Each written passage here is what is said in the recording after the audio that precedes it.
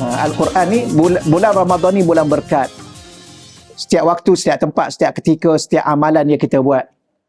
Ditambah juga dengan keberkatan Al-Quran. Kerana Al-Quran ni salah satu nama Al-Quran daripada 55 Al-Quran itu namanya ialah Quran ni Al-Mubarak. Ya, yang berkat. Maka bersempena pula di bulan Ramadan ini, ada satu surah yang cerita pasal penurunan Quran dan juga menceritakan pasal Lailatul Qadr. Masa belajar dulu, belajarlah Quran ni sampai khatam belajarnya 2-3 orang guru. Kemudian pergi ke guru yang keempat ke kelima begitu. Guru tu tanya belajar dengan siapa dulu. Belajar dengan sekian-sekian. Dia kata kalau dah belajar dengan sekian-sekian dah tak payah belajar lagi lah. Cukup dah. Tapi mak saya ni dia tak puas hati. Dia suruh lagi saya pergi mengaji dengan seorang guru perempuan. Yang guru lelaki dah habis dah sekitar kampung tu. Guru perempuan. Belajar dengan guru perempuan tu memang tak lepas. AU tu seminggu. Seminggu. Pergi tulis dulu huruf alif ada makhraj, apa makhraj dia, ada berapa sifat dia. Dan apa sahajalah berkaitan baru baca. Jadi saya dulu baca yang juzuk yang ke-15, 16 ni, ni dah dia ajar kita mula-mula baca dengan tahqiq. Baca dengan tahqiq tu paling perlahan lah. Kemudian baca dengan tadwir, sederhana. Kemudian sampai ke juzuk ni, baca dengan hadar, baca dengan cepat. Jadi kita dah sampai ke sini dah baca dengan cepat. Jadi kalau kat sini baca lambat, jadi semput. Saya tadi semput. Dah lah semput salah pula, ada beberapa tersasul kan. Dia jadi sebab di sini baca laju. Dah baca dengan guru saya dulu baca laju. Kalau yang perlahan tu 5 juzuk pertama tu perlahan. Perlahan betul lah. Ya, zalikal kitabu la raiba fihi hudan lil muttaqin. Itulah. Allazi, ulang balik. Allazina yu'minuna bil ghaibi wa yuqimu. Tu satu. 5 juzuk pertama. Kemudian 5 juzuk kedua dia baca tadwir, baca sederhana. Kemudian ke atas tu, 5 juzuk ke atas tu baca hadar, baca laju. Tapi oleh kerana kita dah 5 juzuk pertama tu dah baca satu huruf, jadi ke depan tu dia boleh jadi laju. Jadi nak kata sempurna, tidak. Dia tak akan mungkin sempurna betul. Kadang-kadang hari tertentu kita baca okey, hari tertentu kita baca tak okey juga. Tapi Quran ni harap-harap Allah Ta'ala terima bacaan kita. Itu yang paling penting dengan sebab keikhlasan kita kepada Allah Subhanahu Wa Ta'ala. Ya, moga-moga Allah Ta'ala terima. Moga-moga di bulan Ramadan ini menambahkan lagi ganjaran pahala kita insya-Allah. Baik. Jadi insya-Allah kita hari ni hari last saya lah. Bulan Ramadan kan. Jumpa lepas raya lah pula nanti insya-Allah. Cuma baru ni kita berhenti muka surat berapa ya? Walaupun agak terlewat dah sebenarnya baca kitab ni sekadar menambahkan keberkatan. Bulan Ramadan bulan barakah. Al-Quran itu berkat. Al-Quran ni bulan Ramadan ni bulan berkat. Setiap waktu, setiap tempat, setiap ketika, setiap amalan yang kita buat. Ditambah juga dengan keberkatan Al-Quran. Kerana Al-Quran ni salah satu nama Al-Quran daripada 55 Al-Quran itu namanya ialah Quran ni Al-Mubarak. Ya, yang berkat. Maka bersempena pula di bulan Ramadan ini, ada satu surah yang cerita pasal penurunan Quran dan juga menceritakan pasal Lailatul Qadr. Menambah-nambahkan lagi keberkatan kita kepada Allah Subhanahu Wa Taala insya-Allah. Jadi hari itu kita baca sampai muka surat berapa ya? 22. Tak apalah, oleh kerana ni hari last, saya nak terus masuk kepada muka surat tentang Lailatul Qadar. Khusus kepada Lailatul Qadar. Muka surat 37 tu. 37. Okey ya. Mencari Lailatul Qadar walaupun dah lepas separuh dah. 5 hari pertama. Pendapat ulama menentukan Lailatul Qadar muka surat 37 tu.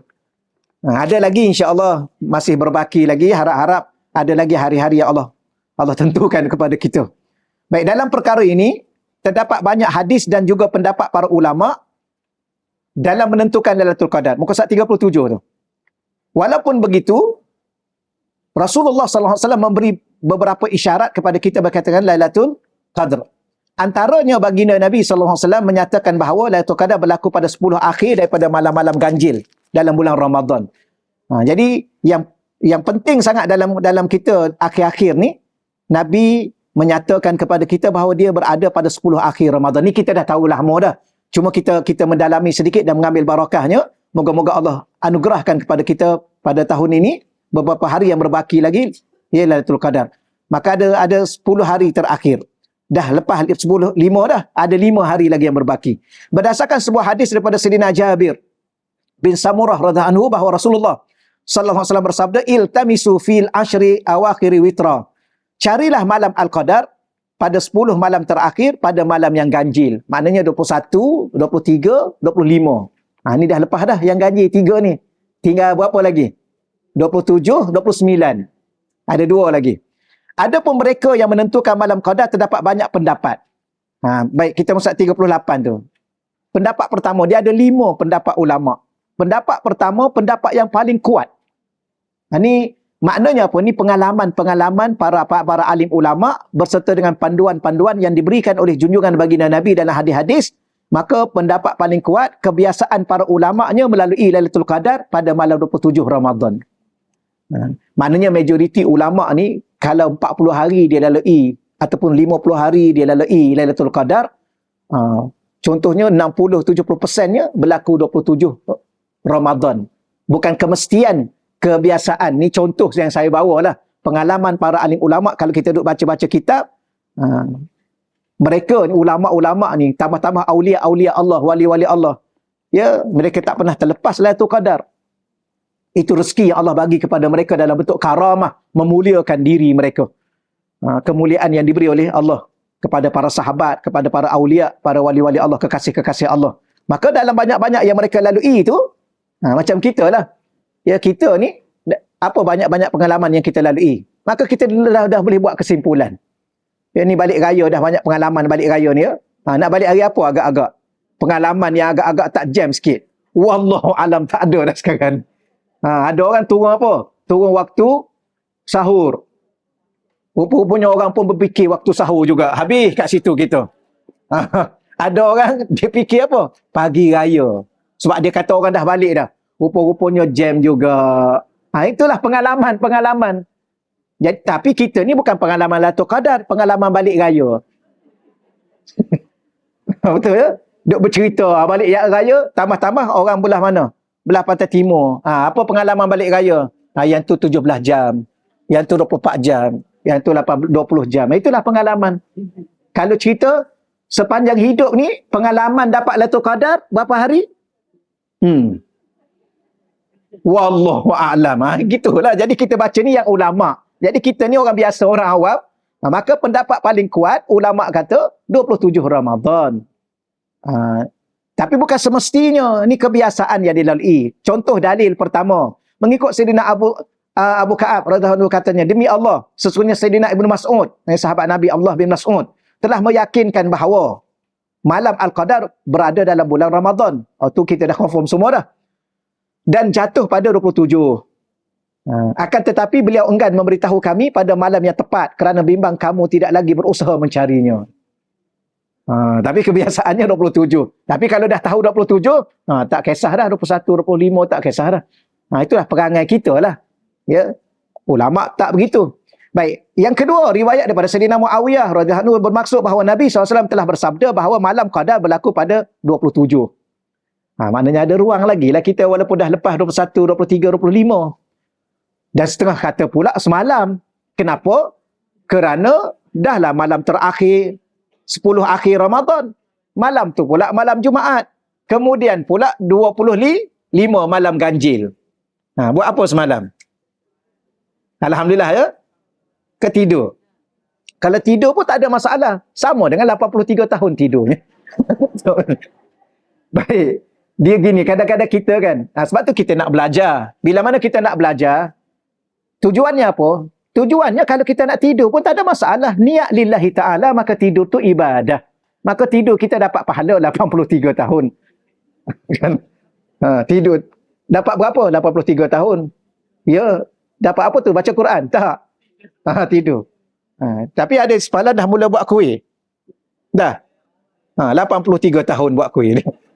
Pahala dia. Tapi sebab tu tolong niat. Tiap-tiap malam ni niat. Niat apa? Kalau nak tidur lillahi ta'ala. Kalau nak buat kuih lillahi ta'ala. Supaya apa? Supaya apa yang kita buat tu jadi ibadah. Tapi tujuan apa buat kuih? Yalah kalau orang datang rumah nak bagi makan pada orang tu kan ibadah. Bagi makan kat orang, mengembirakan tetamu datang. Tetamu datang pula dalam keadaan gembira. Kita bagi pula kuih yang kita buat malam Lailatul Qadar. Contohnya. Kan? Maka ni kuih Lailatul Qadar nama dia. Betul? Makalah saya niat lillahi ta'ala, moga-moga saya dapat pahala 83 tahun. Lebih sebenarnya masa dia bukan 1000 tahun. Lebih baik daripada 1000 tahun. Maknanya lebih baik daripada 83 tahun. Okey, dalil yang ketiga ni. Riwayat disokong oleh Sayyidina Ibnu Abbas. Sayyidina Abbas ni sepupu baginda Nabi, Abdullah bin Abbas radhiyallahu anhuma, yang mengatakan bahawa surah Al-Qadar mempunyai 30 perkataan. Pernah tak kita kira daripada inna anzalnahu fi lailatul qadar, ada berapa sampai akhir itu? Salamun hiya hatta matla'il fajr. Pernah tak kita kira ada berapa perkataan?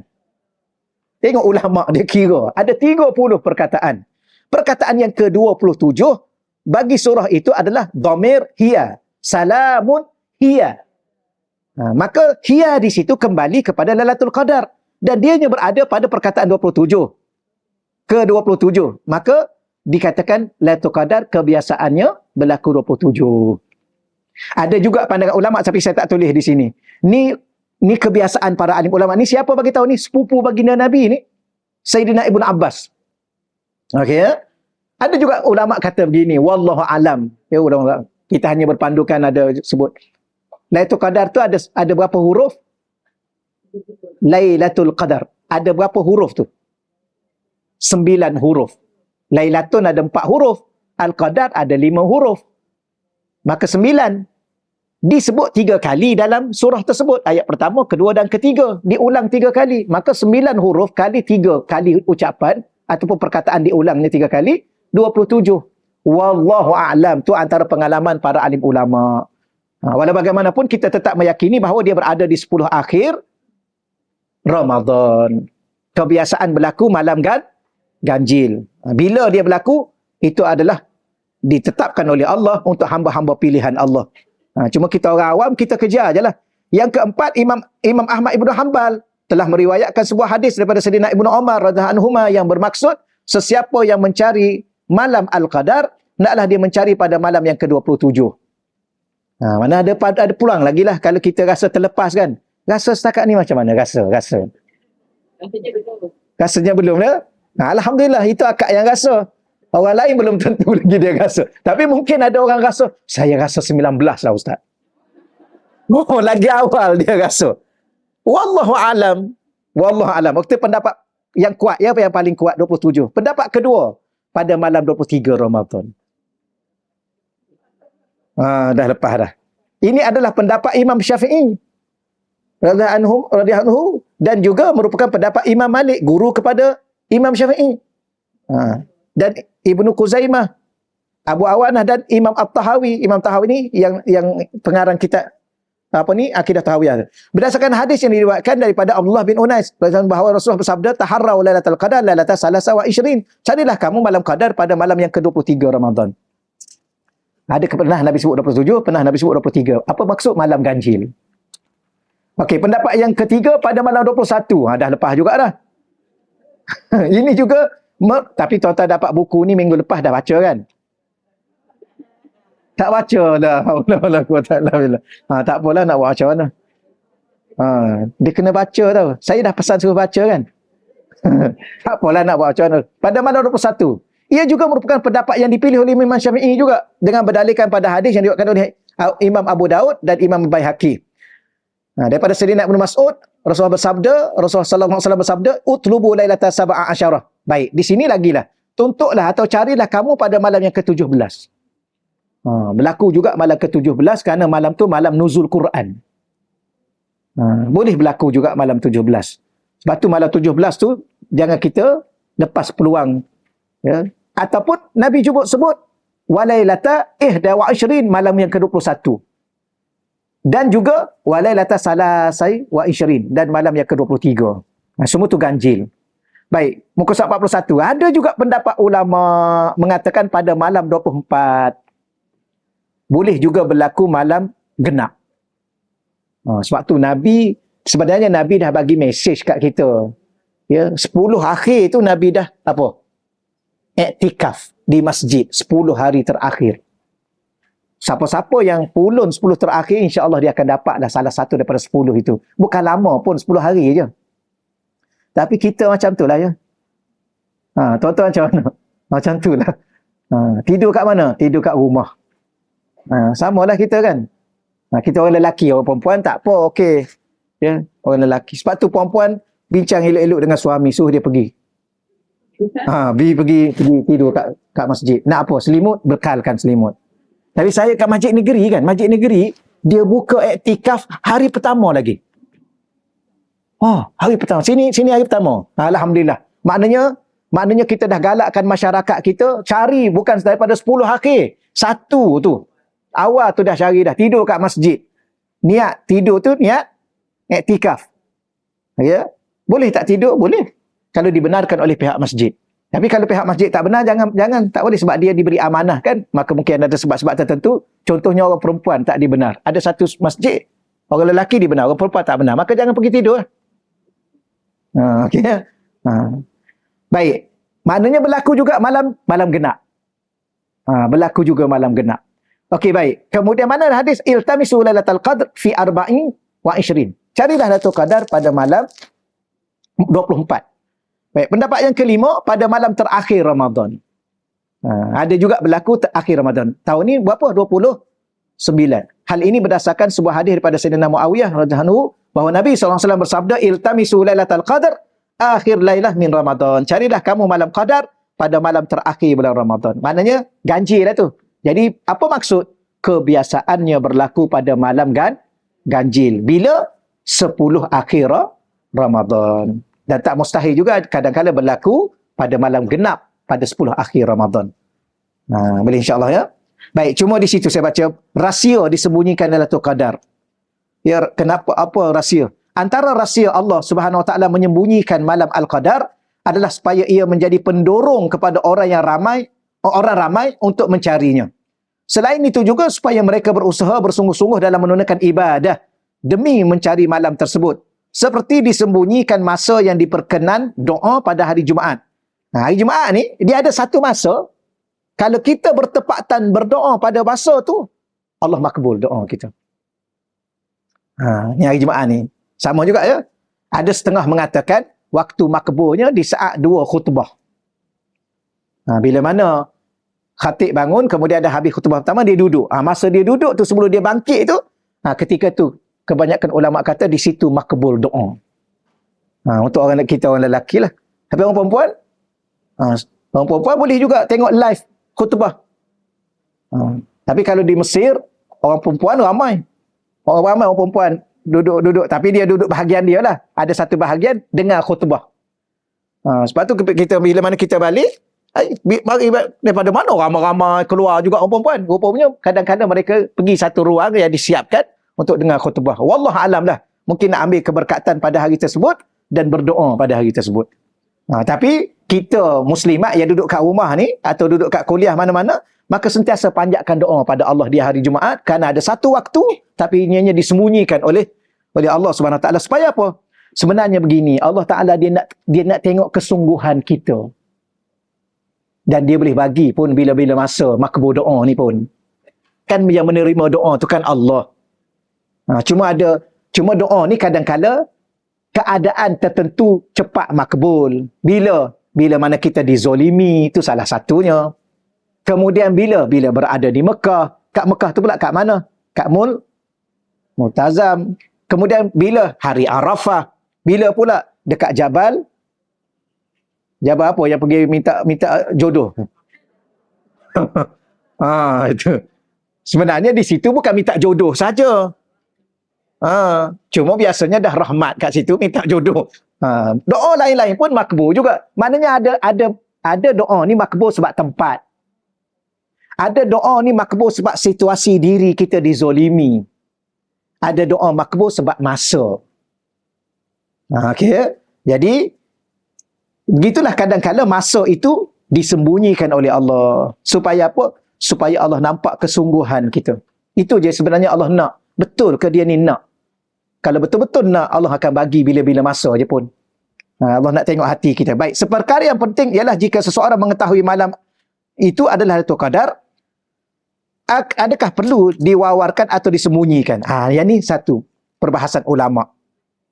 Kalau kita tahu malam ni, saya kadang-kadang saya sebut begini. Kadang-kadang ni pandangan kita. Tapi bila mana kita, ulama cakap macam ni pula.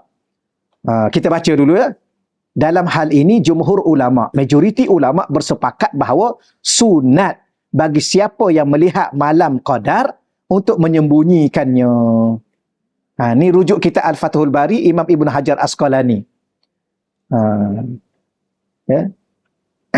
Sebab tu orang kan, kadang-kadang dia dapat, dia tak berapa nak bagi tahu, tapi pagi besok baru dia beria-ria cakap kat kita. Semalam, begini-begini. Kita kata, kenapa tak bagi tahu kat kita? Tapi sunat.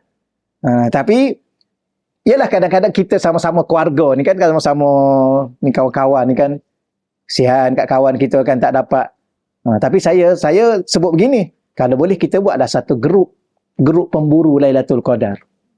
Kalau ada siapa-siapa yang perasan malam tu, tapi sebenarnya kita sini pun tak boleh nak confirm, tapi kadang-kadang orang yang Allah pilih, memang betul-betul Allah nak bagi, pasti Allah akan tunjuk tanda tu.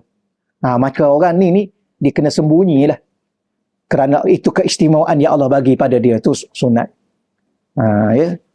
Cuma ulama dia cerita selepas habis dah banyak dah pengalaman dia, barulah dia cerita bahawa kebiasaannya berlaku sekian.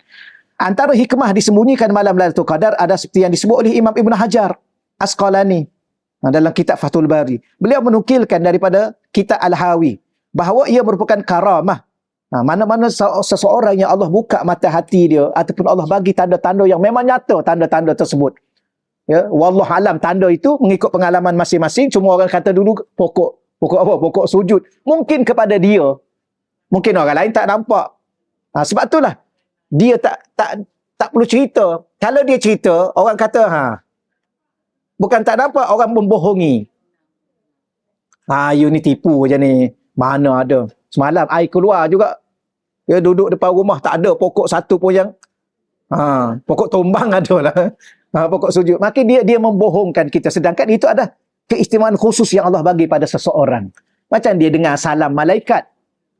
Ataupun dia dengar amin malaikat ketika mana dia doa wallah atau untuk istimewa. Jadi untuk mengelak daripada fitnah. Dunia sekarang bahaya. Ni telefon ni kan. Ni. Semalam ada orang hantar video kat saya. Ustaz, ni ada seorang ni komen apa yang Ustaz cakap. Saya pun diam, tak apalah. Sebab apa? Sebab ada orang ni tak tahulah dia mengaji macam mana dulu kan. Sepatutnya bila mana dia mengaji 4 tahun, 5 tahun, 10 tahun dia mengaji, dia ajarlah orang apa yang dia mengaji. Tapi ada orang tak, dia tunggu salah orang, dia duduk mengajar apa yang orang tu salah. Kan contohnya. Seolah-olah dia tu tak pernah buat salah. Tu dunia sekarang ni begitulah. Jadi bimbang-bimbang sebab tu sunat kata ulama, takut kita ni contohnya kita pun cakaplah kat kawan kita, malam ni malam tu qadar. Nanti orang tanya kita, you tahu kat mana?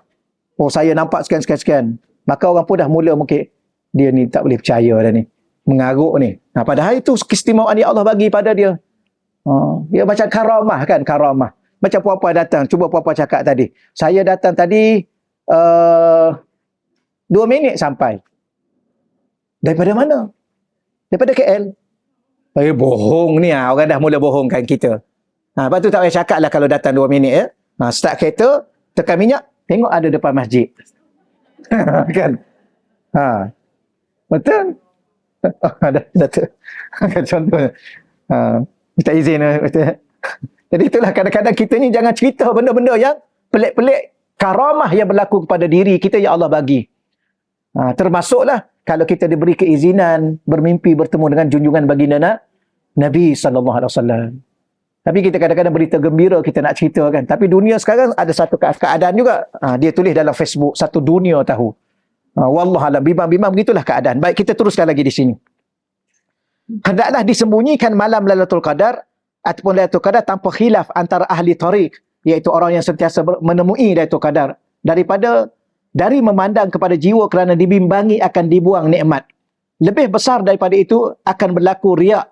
Bimbang-bimbang kita ni riak. Dia rasa bangga diri, rasa nak tunjuk kat orang. Sedangkan itu anugerah khusus yang Allah bagi, ia keistimewaan yang mungkin orang lain Allah bagi lebih daripada kita.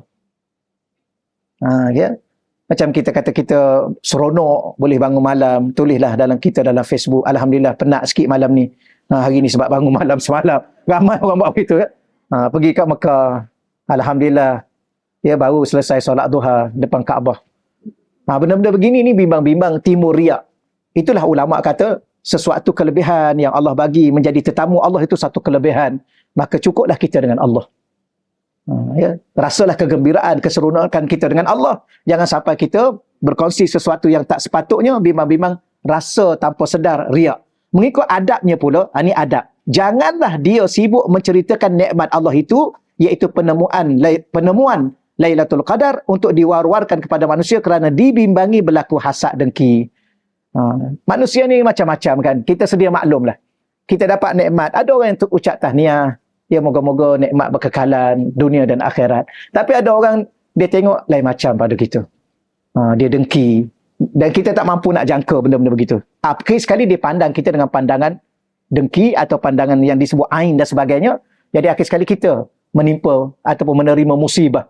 Ini benda-benda begini diambil perhatian oleh para alim ulama. Imam Ibn Hajar Asqalani berkata diambil hak tersebut berdasarkan ucapan Nabi Yaqub kepada anaknya Nabi Yusuf. Ini iktibar. Di dalam Quran kita ada baca satu kisah bagaimana Nabi Yusuf alaihissalam bercerita kepada ayahanda baginda berkaitan dengan mimpi.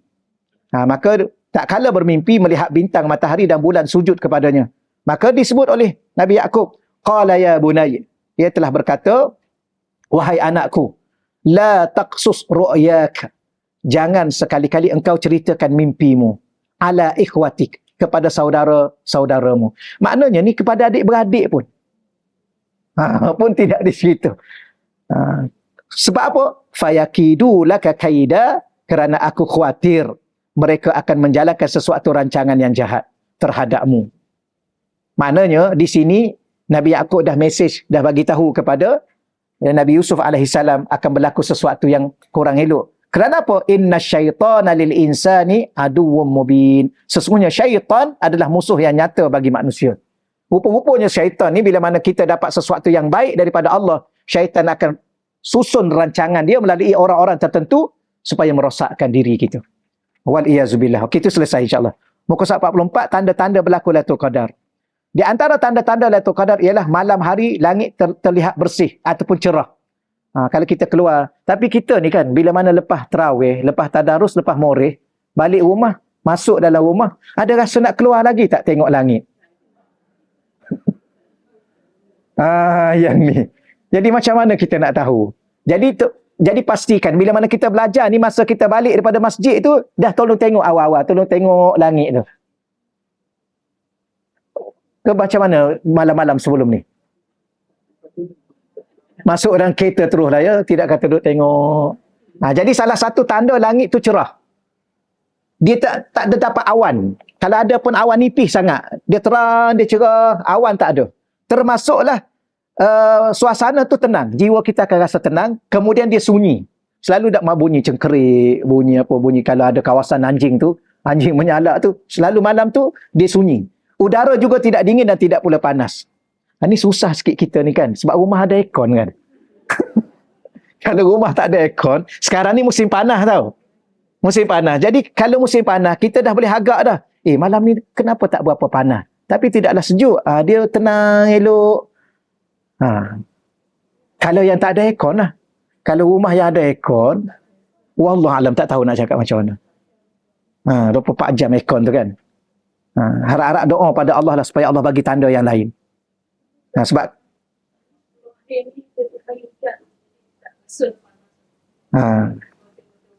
Yang tu lagi lah Allah Ta'ala sembunyikan daripada dia. Matahari pun dah mula redup dah. Tiap-tiap hari hujan. Maka tolong doa lah pada Allah. Sebab mungkin tanda ni dia sebab dia ada ni antara tanda, tapi tengok langit dia cerah. Langit cerah, tak ada awan yang itu yang tebal. Baik, seterusnya iaitu hadis tu kita itu. Yang kedua, Sayyidina Ubadah bin Samit berkata secara marfu', sesungguhnya malam tersebut bersih, terang. Ya, terang, langit dia terang seolah-olah bulan yang menerangi, tenang. Cuaca dia nyaman, tidak terlalu sejuk dan tidak terlalu panas. Bintang pun tak ada. Selalunya kita mesti ada 1-2 bintang berkelip-kelip. Ni bintang pun tak ada malam Lailatul Qadar. Dia nak terang, betul-betul terang. Kemudian yang tu dah pagi lah. Ni yang selalulah kita sebut ni. Dan daripada tanda bahawa matahari pada waktu paginya keluar dalam keadaan tidak bercahaya dengan kepanasan. Ya. Jadi selalunya kita duk cerita pagi ni alhamdulillah matahari. Tak apa, kalau kita dah cerita pagi tu berarti dah lepas. Selalunya dia mesej kita, Ustaz, tengok matahari hari ni macam mana ya matahari dia? Saya rasa dah semalam lah. Memang dah semalam dah lepas lah. Tapi walau bagaimanapun itu tanda yang terakhir. Kita boleh tengok bahawa semalam, kalau kita yakin semalam, pagi ni kita tengok matahari, maknanya betul lah. Wallahu a'lam. Baik, dalil yang ketiga.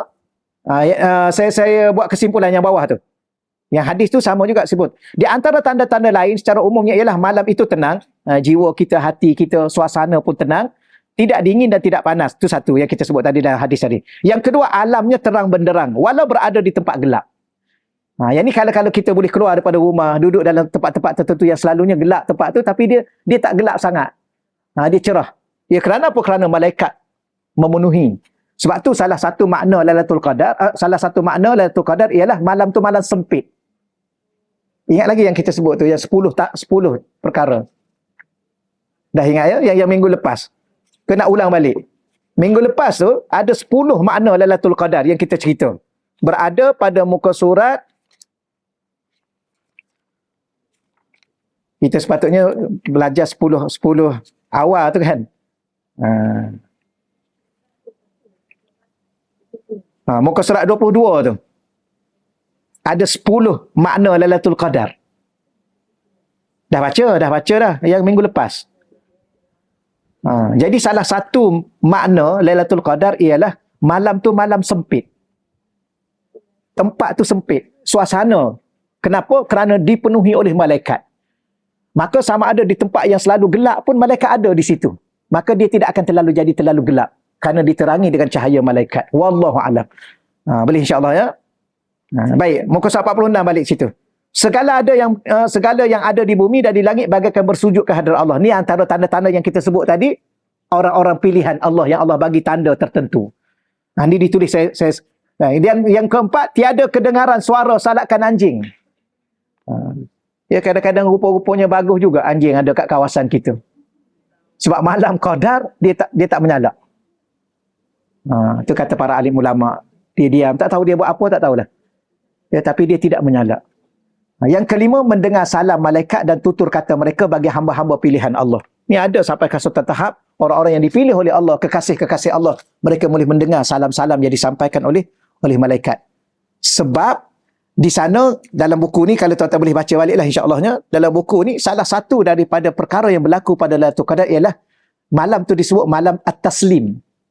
Malam Taslim ni, kadang-kadang diterjemah malam yusallimuna al-malaikah. Malaikat ni memberi salam. Malaikat memberi salam. Ataupun malaikat mendoakan salam kesejahteraan kepada semua orang yang beriman. Maka malaikat kadang-kadang dia memberi salam bagi orang-orang yang tertentu. Mereka mendengar salam daripada para malaikat. Muka surat 32 tu kalau nak rujuk balik. Tulis, catat di situ muka surat 32. Baik, kemudian malaikat Jibril akan menyalami. Menyalami di sini, mungkin saya silap sikit saya tulisnya. Menyalami itu maknanya malaikat Jibril akan memberi salam juga kepada orang-orang yang tertentu yang beribadah pada malam tersebut. Dan di antara tandanya kalau malaikat Jibril sendiri yang bagi salam pada seseorang semasa dia sedang beribadah, sama ada dia baca Quran atau dia solat, tiba-tiba dia rasa sedih, dia rasa sayu, dan kemudian dia menangis teresak-esak secara tiba-tiba. Contoh malam tu Lailatul Qadar, kita duduk solat, ataupun kita duduk baca Quran, ataupun kita duduk berzikir, tiba-tiba datang dalam hati kita rasa hibur, rasa sedih, tiba-tiba kata ulama, kemudian kita menangis tak esak-esak tiba-tiba tanpa sebab. Ketika itu malaikat Jibril memberi salam pada orang yang tersebut. Tu wallahu a'lam. Okey, baik ya. Muka surat yang ini pengalaman para alim ulama dan beberapa pandangan ulama-ulama yang disebut ulama sufi. Antaranya Imam Abu Hasan Asy-Syazili. Muka surat 48 terjemahan. Saya nak ringkaskan. Baik. Ni yang selalu ustaz-ustaz kita duk ulang. Ni pengalaman tahu, pengalaman para alim ulama. Ya. Kalau kita nak ikut boleh, kalau kita rasa kita dah tahu juga ataupun kita dah tahu ada pengalaman sendiri, itu silakan. Imam Syazili mengatakan, Imam Abu Hasan Asy-Syazili, kalau puasa hari Ahad, Lailatul Qadar 29. Kebiasaan, bukan kemestian. Sebab kita dah baca hadis-hadis tadi, boleh berlaku juga pada malam genap. Boleh berlaku juga pada 17 Ramadan. Boleh berlaku juga pada 24 Ramadan. Cuma kalau kebiasaannya, kalau puasa hari Ahad, dia berlaku 29. Kalau puasa hari Isnin, dia berlaku 21. Kalau puasa hari Selasa, Lailatul Qadar pada 27. Kita baru ni puasa hari Selasa kan? Kemungkinan besarnya berlaku 27. Maknanya ada lagi lah. Insya Allah. 27 malam apa? Ahad malam Isnin. Ke Sabtu malam Ahad. Eloklah malam Minggu. Kemudian kalau puasa, tak payah baca dah ya, yang bawah tu kan. Sebab dah dapat dah tarikh dia. Dah puasa hari Selasa baru ni, maknanya malam 27. Ni pengalaman ulama. Ya, tapi jangan lupa juga malam-malam sebelum itu. Kalau puasa hari Rabu, boleh juga berlaku pada 19. Ni kata Imam Asy-Syazili. Kalau puasa hari Khamis, berlaku pada 25. Dan kalau puasa hari Jumaat, boleh berlaku pada 17 Ramadan. Dan kalau puasa hari Sabtu, Lailatul Qadar berlaku pada malam 23. Itu pendapat ulama sebagai panduan. Yang kedua, Al-Imam Al-Ghazali rahimahullahu ta'ala. Baik, Imam Ghazali, ni saya baca terus di situ. Imam Ghazali mengatakan jika awal Ramadan hari Ahad atau Rabu. Imam Ghazali dia letak 2 hari. Kalau Imam Syazili 1 hari. Kalau puasa hari Ahad atau hari Rabu, maka Lailatul Qadar malam yang ke-29. Sama dengan Imam Abu Hasan Asy-Syazili tadi, hari Ahad, dia kata 29. Ni bukan, ni saya ulang balik ni live ni kadang-kadang kan, ni dapat daripada mana? Ni daripada Imam Al-Ghazali. Rujuklah dalam kitab I'anatut Talibin, juzuk yang kedua, muka surat 257, cetakan Al-Alawiyah. Ya, kitab I'anatut Talibin, juzuk kedua, muka surat 257. Yang tadi, nanti takut orang tanya kan, rujuklah di situ. Yang tadi, Imam Syazili tadi, Imam Abu Hasan Asy-Syazili, disebut di mana tu pandangan beliau? Disebut dalam kitab Hasyiah As-Sawi Alal Jalalain, juzuk yang keempat, muka surat 337. Cetakan daripada mana? Darul Ihya Al-Kutub Al-Arabiyah. Dia begini. Ulama-ulama ni dia tulis pertama rujuk kitab ni. Juzuk berapa? Juzuk yang sekian. Muka surat berapa? Muka sekian. Tapi cetakan mana? Bimbang-bimbang kita cari-cari tak jumpa. Saya cari tak jumpa lah. Yalah, juzuk ke berapa? Kalau cari juzuk 1 tak jumpa lah. Tak, saya cari juzuk keempat. Okey, betul juzuk keempat. Yang tuan punya tu cetakan mana? Sebab kadang-kadang cetakan tu tak sama kan, mengikut susunan saiz kitab. Kalau dah dia kecilkan sikit saiz, maka mungkin muka surat dah ke depan. Kalau dia besarkan saiz A4 dan sebagainya. Jadi tafsir As-Sawi ni dia saiz A4 yang saya ada tu. Saiz besar. Dia ada 3 jilid. Ada 5 jilid. Dia saiz tu. Baik. Hasyiah As-Sawi ni ialah tafsir As-Sawi. Al-Allamah As-Sawi.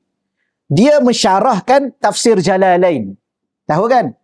Tafsir Jalalain, tafsir yang dihurai oleh dua Imam Jalaluddin. Jalaluddin As-Sayuti, Jalaluddin Al-Mahalli. Ini kalau kita cerita kitab.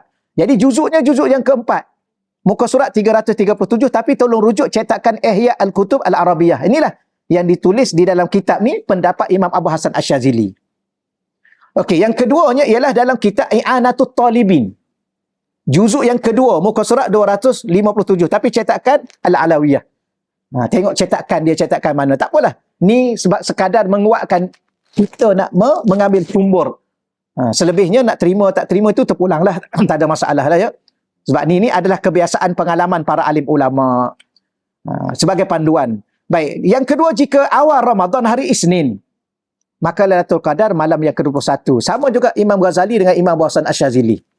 Jika awal Ramadan hari Selasa atau Jumaat tu tertinggal satu, maka Lailatul Qadar 27. Sama.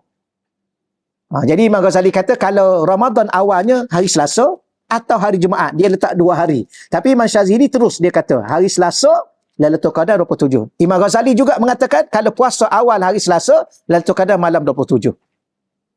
Tapi jangan tinggal malam-malam lain tau. Lagi ni berapa kali dah seulang ni? 5 kali ke lebih ni?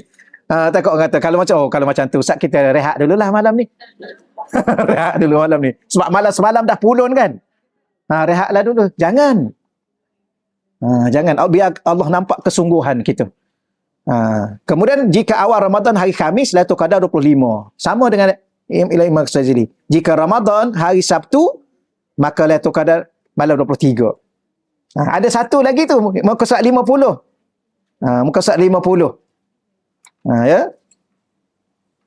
Itu dalam kitab Hasyiah Al-Bajuri, Ibn Al-Qasim Al-Ghazi, juzuk yang pertama, muka surat 304, cetakan Syirkah Al-Ma'arif. Yang ni lain sikit di sini kalau dia tulis di sini. Wallahualam. Tapi tolong rujuklah, saya baca dua saja ya. Baik. Amalan pada malam Lailatul Qadar. Ni amalan secara umum sebenarnya kita dah sedia maklum dah. Amalan macam biasalah, solat tarawih, tadarus, ya, bangun qiyamul lail, banyakkan istighfar pada waktu sahur. Itu yang kita sedia maklum. Cuma antara disebut di sini yang pertama. Yang pertama amalannya ialah menzahirkan kesungguhan mencari dan memburu Lailatul Qadar. Itu satu, menzahirkan kesungguhan itu satu amalan yang diberi ganjaran pahala oleh Allah. Biar Allah nampak kita nak. Ya, kadang-kadang Allah Ta'ala sebagaimana saya sebut tadi, Allah Ta'ala sebenarnya, kalau Syekh saya lah Syekh Yusuf Muhyiddin Al-Baqir Hasani Hafizahullah Ta'ala, satu je dia cakap, Allah Ta'ala ni dia nak kita ni sidq. Apa makna sidq? Benar. Betul tak nak syurga? Betul. Betul tak nak masuk syurga? Betul. Nak masuk syurga apa? Betul. Nak masuk Firdaus? Betul tak? Betul. Betul tu kat mana? Bukan kat mulut. Kat hati.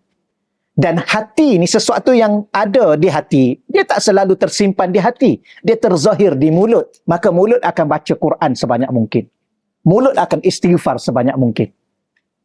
Hati ni pula dia akan terzahir pada apa? Pada diri zahir kita. Apa zahir kita? Sujud sebanyak mungkin. Itulah baru hati yang benar. Ni tapi hati katanya benar nak syurga, mulut banyak apa? Ada lagi membawang. Gitulah. Kaki banyak-banyak berjalan ke sana ke sini, masjid kurang. Maka itu tak benar. Ya, tak benar. Maka biar Allah nampak dalam hati kita, betapa kesungguhan kita yang Allah nampak. Ya, ada, tapi mana-mana tahu sungguh. Kita sampai tak tidur malam-malam ganjil. Ataupun kita pergi ke masjid 10 akhir tu kita dah berada di masjid, iktikaf. Ataupun kita tak lepas Quran 10 akhir tu, kita pastikan satu hari 3 juzuk.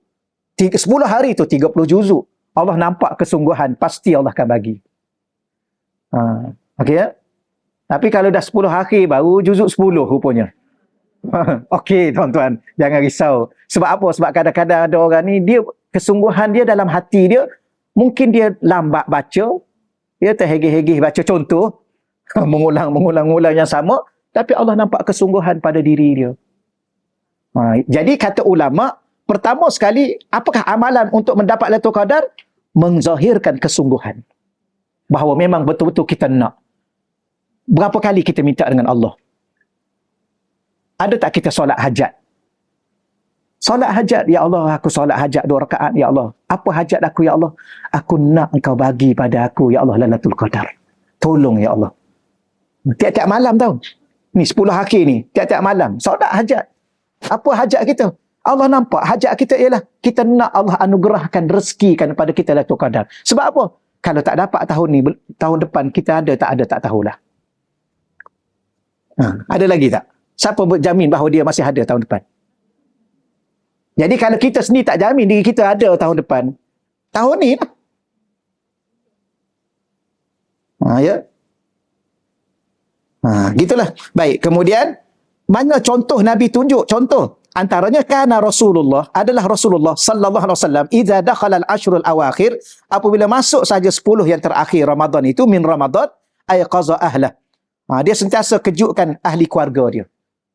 Dia beribadah dan kejutkan ahli keluarga. Nampak apa? Nampak kesungguhan supaya kita dan keluarga kita tak nak terlepas Lailatul Qadar. Bukan kita seorang tau. Anak kita, isteri kita, kita kejutkan. Cucu kita kalau ada kat rumah, kita kejutkan sekali. Ya, supaya apa? Supaya nampak kesungguhan betapa kita dan keluarga kita memang sangat-sangat berharap Allah anugerahkan Lailatul Qadar. Kenapa? Kerana itulah salah satu daripada gandaan umur yang ada pada kita yang terlalu pendek. Ya. Baik, kemudian apa Rasulullah buat? Wa syaddal mi'zar wa ahyal lail. Rasulullah menjauhi isteri-isterinya. Mengikat syaddal mi'zar ni ikat kain. Apa makna ikat kain? Sesuatu kiasan menjauhi isterinya. Sebab tu puan-puan sekalian, bulan-bulan 10 akhir ni suruh suami pergi tidur kat masjid. Saya minta bi boleh tak? Jangan terasa tahu. Bi tidur kat masjid. Lagipun masjidnya dah siap semua sekali dah. Dia dengan morihnya, dengan bersahurnya. Nanti dia tanya balik, habis air nak bersahur apa? Masjid ada bersahur. Lagi sedap daripada air masak kat rumah. Bagi semangat. Kita duduk kat rumah, kita dapat pahala sebagaimana suami dapat pahala. Ya. Sini benar muslimat ada tidur juga. Kalau lah muslimat, sebab saya ada baru satu masjid baru ni, AJK datang, dia kata, Ustaz, kalau AJK masjid tak benarkan muslimat tidur, macam mana Ustaz? Saya kata, kalau AJK masjid tak benar, jangan datanglah.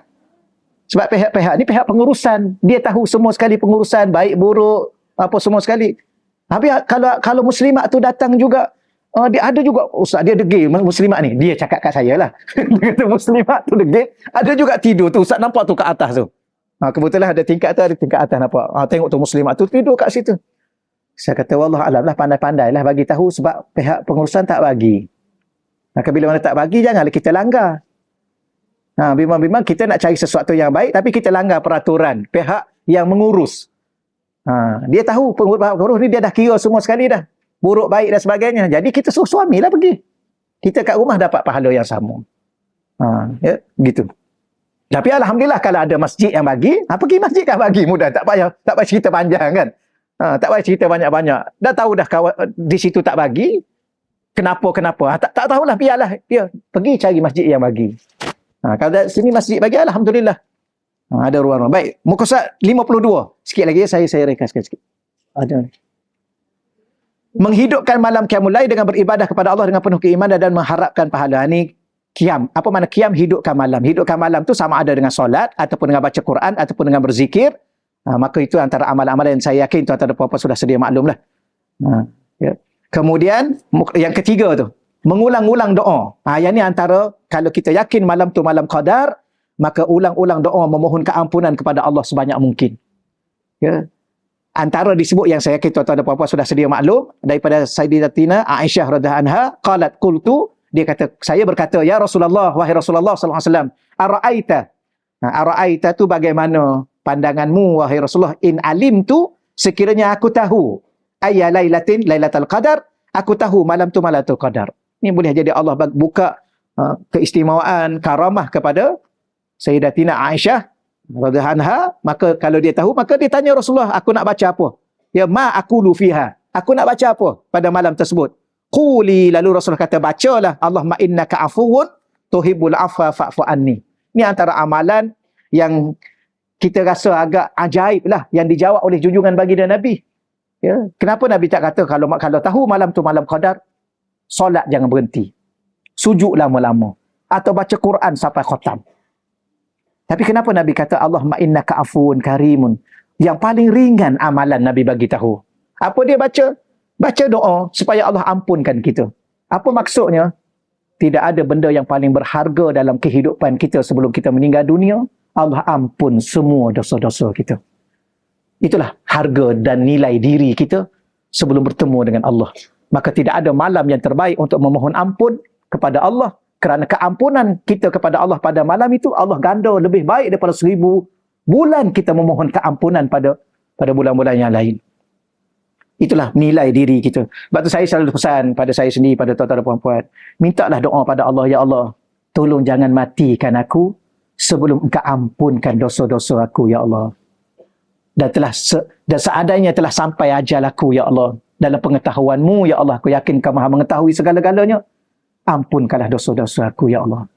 Maafkanlah segala kekecuaian aku, ya Allah. Ini benda-benda yang kita kena sebut awal-awal pada Allah, kerana Allah Maha mengetahui. Ya, minta sangat-sangat. Sebab tu kadang-kadang kita nak balik jumpa Allah ni kan, amalan kita bawa sebanyak mana pun tak akan mampu membawa kita ke syurga, kecuali Allah rahmati kita. Dan jalan paling mudah dapat rahmat di saat kita balik jumpa Allah, Allah dah ampun dosa kita. Bila mana Allah dah ampun dosa kita semua sekali, nak timbang apa lagi?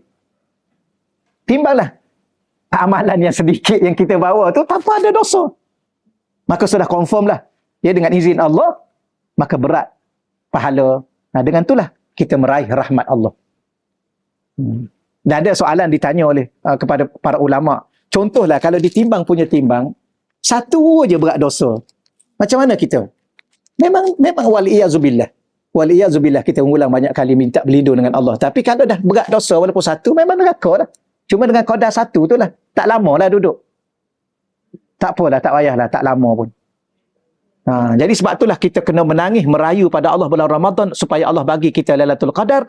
Dan di malam tersebut, kita pulun sungguh-sungguh minta ampun, merayu, menangislah kita dengan Allah. Sebab tu mudah kita hantar suami letak kat masjid, kita duduk sorang-sorang dalam bilik, kita menangislah sungguh-sungguh pada Allah, menggelupurlah kat situ. Biar Allah tahu kita dengan dia sahaja. Suami kat masjid, suami dengan cara dia. Jangan lupa doa juga supaya Allah ampunkan suami. Ya. Dan kita juga sebagai suami jangan lupa, dan kita maafkan awal-awal lah isteri. Ya, sebab isteri ni kadang-kadang susah sangat nak masuk syurga sebab suami je.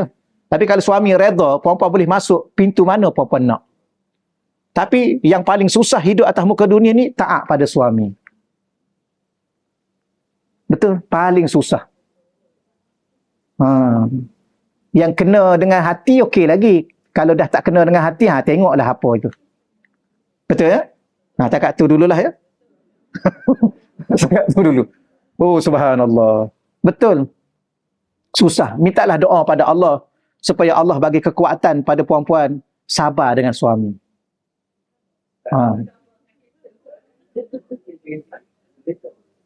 Ya? Betul? Ya, betul. Betul. Redha meredai. Tapi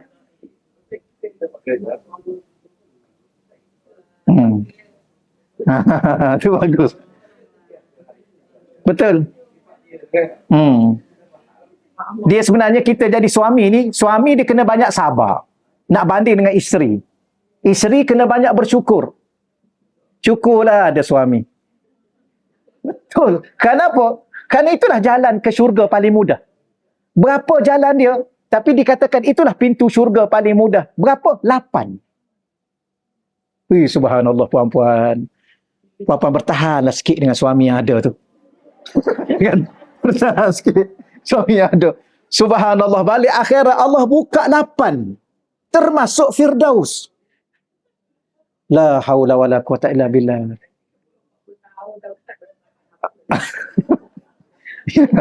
Sebab tu ada syekh saya kan. Syekh ni saya cerita balik ni. Syekh saya, dia antara ahli majlis fatwa, ahli Lubnan. Ada seorang makcik tu datang jumpa mengadu. Dia makcik lebih kurang umur 70 lebih lah. Suami dia 75, 78 gitulah. Dia kata, Syekh, hari ni aku nak minta engkau urus, aku nak bercerai. Makcik tu. Jadi Syekh saya tanya, dia cerita. Dia kata, kenapa makcik? Apa masalah? Dia kata, saya hidup sepanjang 40 tahun ke 45 tahun saya duduk dengan pakcik ni. Satu benda baik pun pakcik tak buat pada saya. Saya dah tak mau dah duduk dengan dia. Syekh kata gini, makcik boleh saya cakap 2 perkara.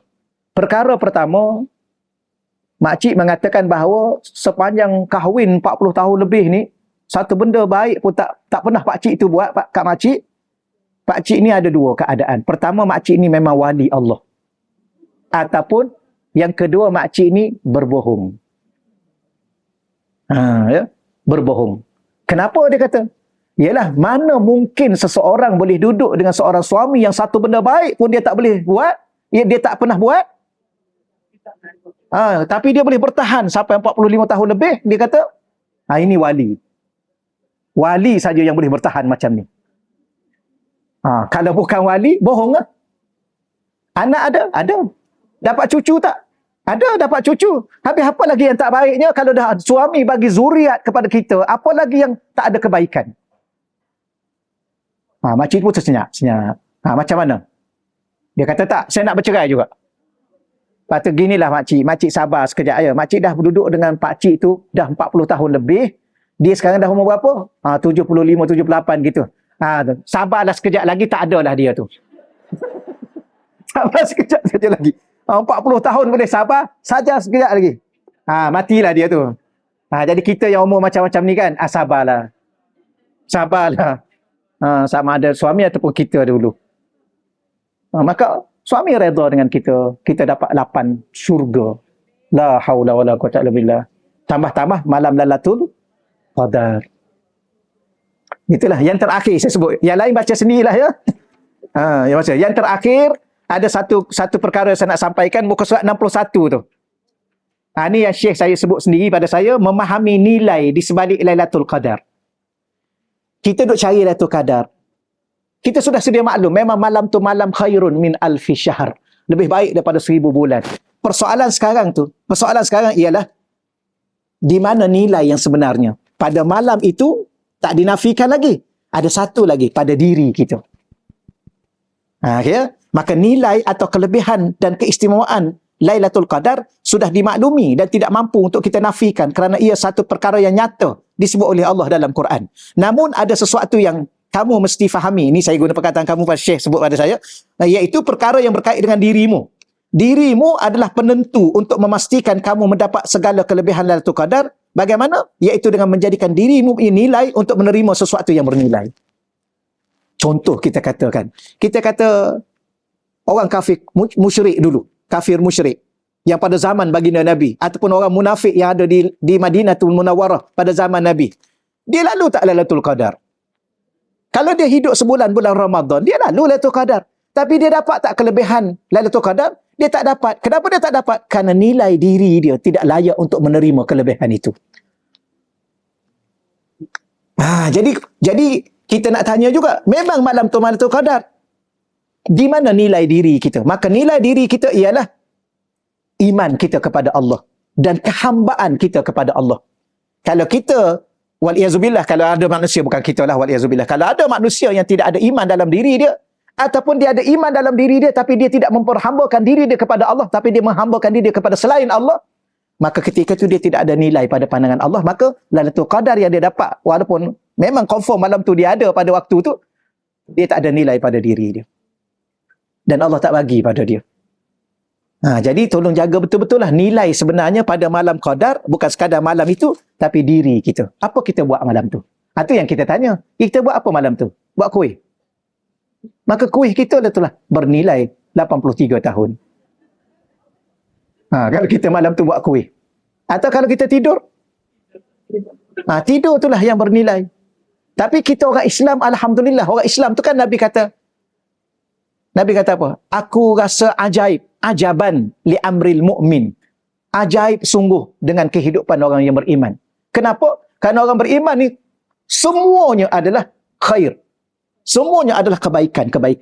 Jadi maknanya mungkin dah kalau malam tu kita mengantuk sangat, maka tidurlah, tak ada masalah nak buat macam mana. Maka tolong niat. Ya Allah, aku tidur sekejap ya Allah. Kerana-Mu ya Allah. Aku nak bangun sekejap nanti ya Allah. Tapi mungkin kalau Allah bagi rezeki pada kita, rezeki tidur malam tu. Tahu ya? Ke perempuan rasa tidur tu bukan rezeki? Jangan. Tidur tu rezeki. Ya, kalau tak boleh tidur terbeliak biji mata 2-3 hari, baru kita rasa nikmat tu tidur. Jadi mungkin Allah bagi tidur. Tapi kalau kita tidur malam tu, tapi kita niat lillahi ta'ala, maka tidur kita mendapat pahala 83 tahun. Lebih. Tapi kalau malam tu kita nak buat kuih, silakan buatlah kuih. Sambil-sambil tunggu Lailatul Qadar kan? Buatlah. Tapi niat kuih tu untuk apa? Lillahi ta'ala. Kan kita dah belajar tauhid dan dah khatam kitab tauhid. Inna salati wa nusuki wa mahyaya wa mamati lillah. Baik. Kesimpulan begini. Ni ada cerita panjang tapi tuan-tuan boleh bacalah insya-Allah ya. Semua baca sendiri ni bila nak baca ni. Sebab dah masa dah terakhir dah. Dah paling akhir dah. Okey ya. Banyak tu saya tulis tu. Pertama, yang kedua, yang ketiga tu. Tuan-tuan boleh bacalah. Ya. Tapi nak bagi tahunya bahawa kehidupan yang kita lalui ni, di mana nilai dia, kita dah beriman pada Allah. Kita dah bersungguh kepada Allah. Nilai dia ialah yang pertama sekali, jangan lupa niat. Niat. Kerana yang Allah nak dalam diri kita adalah hati kita. Maka niat daripada awal, kita bukan niat kerana kejar Lailatul Qadar, tapi kita kejar keredaan Allah. Sebab tu syekh saya dia ajar apa? Jangan jadi hamba Ramadan, jadi hamba Allah. Mana bukti hamba Ramadan? Bulan Ramadan datang masjid. Lepas Ramadan tak ada dekat masjid. Itu hamba siapa sebenarnya? Malam Lailatul Qadar tak tidur. Ya. Malam-malam lain semua tidur. Jadi hidup kita ni untuk apa sebenarnya? Untuk Lailatul Qadar atau untuk Allah? Jadi nilai dia di situ. Saya nak bagi tahu cerita pasal nilai tau. Maka bila mana kita letak nilai pada diri kita, apa nilai diri kita, hidup dan mati kita kerana Allah, maka ketika itu Allah bagi Lailatul Qadar. Kerana kita nak dia, bukan makhluk dia. Itu rasio sebenarnya. Kita ni duk kejar, kan kita dah belajar tauhid. Hidup dan mati kita, segala senang susah kita, gembira sedih kita, apa lagi? Sakit sehat kita hanya untuk dia. Termasuklah kita kejar Lailatul Qadar ni pun, ya Allah, aku nak Lailatul Qadar ni bukan kerana Lailatul Qadar tu lebih baik daripada 1000 bulan. Kerana engkau nak bagi kelebihan kepadaku. Ya Allah, dengan sebab engkau nak bagi, aku tahu kelebihan tu sudah pasti indah, cantik, hebat. Maka dengan sebab tu aku kejar. Bukan kerana semata-mata Lailatul Qadar. Kerana apa? Kerana dia, kerana Allah. Itulah nilai harga diri kita di malam Lailatul Qadar.